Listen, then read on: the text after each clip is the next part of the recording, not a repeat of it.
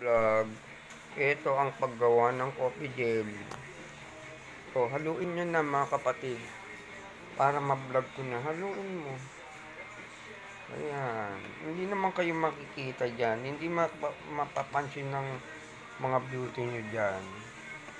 Ang makikita lang ang paghahalo ng coffee jelly. Ito naman, ano tawag dito? Chocolate na paglalagyan ng coffee jelly. Ito naman ang sago.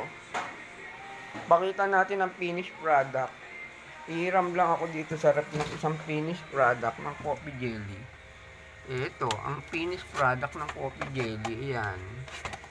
Buksan natin ang isa. Ayan, mga ka-vlog. Like, share, and follow. Oh, bawas na. Kuha tayo ng kutsara. Ito, mga ka-vlog. Titikman natin.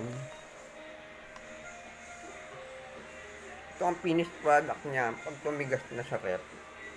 Tikman na natin. Kaya lang, hindi niya makita ang bibig ko kasi susubo ko na. Wala na naman. Subo ko na, sarap. Like, share, and follow nyo lang to. Thank you mga ka-vlog.